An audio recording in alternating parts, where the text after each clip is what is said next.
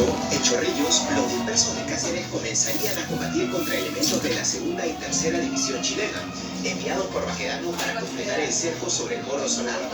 En estas circunstancias, el coronel Isaac Recabarren, al ver la tenaz resistencia que hacían los defensores del Morro, defendió al batallón Semita del resto del segundo cuerpo del ejército para lanzarse de propia iniciativa a reforzar a Iglesias, encontrándose con la fuerza del regimiento Esmeralda a la altura del ferrocarril,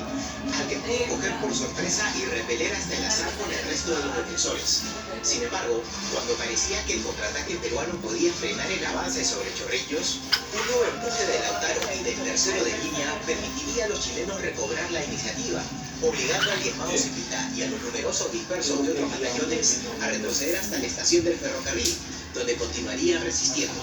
Al mediodía, el general Baquedano ordenaría lanzar un asalto general sobre Chorrillos, con los batallones Concepción y Bulnes descendiendo desde el Salto del Fraile, las brigadas de Urriola y Gana avanzando contra el lindero de la vía férrea y las fuerzas del coronel Barbosa, junto con el tercero de línea, atacando desde la ruta que bloqueaba el paso a Banano. Viéndose rodeados y sin posibilidad de poder retroceder, los defensores se parapetaron en sus posiciones, disparando desde las ventanas, puertas y techos, iniciándose un combate urbano sin cuartel por el control de cada casa, y especialmente de la estación del ferrocarril, ahora convertida en fortín.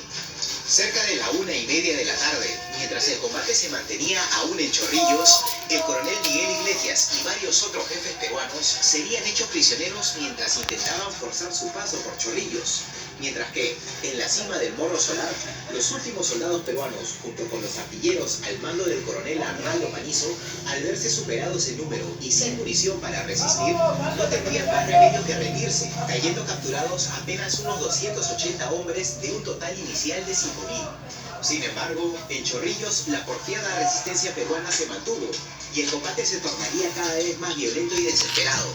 Ante la denodada defensa de los peruanos, los atacantes optarían por prender fuego a las viviendas, logrando con ello desalojar a los peruanos para ser luego tiroteados por los soldados chilenos. Con Chorrillos rodeados y ardiendo, los dispersos del ejército peruano comenzarían a replegarse, pero solo unos pocos defensores lograrían escapar de las llamas y de las balas chilenas, para abrirse paso por la playa con dirección a Miraflores. Finalmente, a las 2 de la tarde, los soldados chilenos lograrían aplastar la resistencia peruana después de 3 horas de violentos e implacables combates en la ciudad, dando término a la batalla más grande de la Guerra del Pacífico y probablemente a una de las más sangrientas y violentas refriegas de la historia de América del Sur, que generaría grandes bajas entre ambos bandos, pero dejaría al ejército chileno victorioso y a las puertas de la capital del Perú.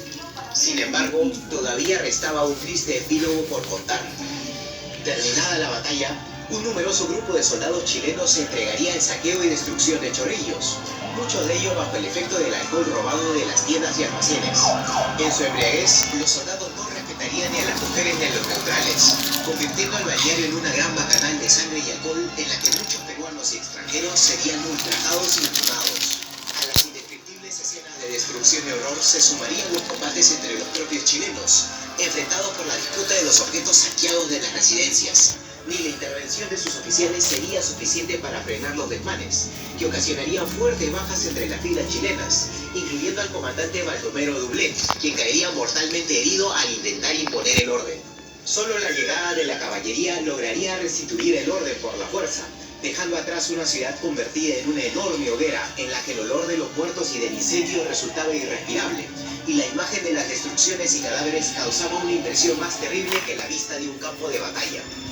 Al caer la noche, el cielo limeño reflejaría el color rojizo de las llamas que envolvían Chorrillos, mientras que, a la distancia, los últimos remanentes del derrotado ejército peruano alcanzaban la línea de Miraflores. Abrigando la convicción de poder revertir la desesperada situación, el coronel Cáceres solicitaría la aprobación de Pierola para lanzar un contraataque nocturno sobre las fuerzas chilenas empeñadas en el saqueo y destrucción de Chorrillos, petición que sería denegada por el dictador, quien encontraría la propuesta inútil, dado que solo una parte del ejército enemigo estaba entregado al desenfreno, mientras que el grueso de sus tropas mantenía sus posiciones alrededor de la ciudad.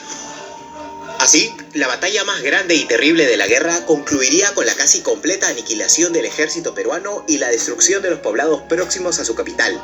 Ahora, solo la resistencia presente en la línea de Miraflores separa a Chile de la victoria final y al Perú de la ruina más absoluta. Acompáñanos a conocer el desenlace de esta historia en el último episodio de nuestro documental.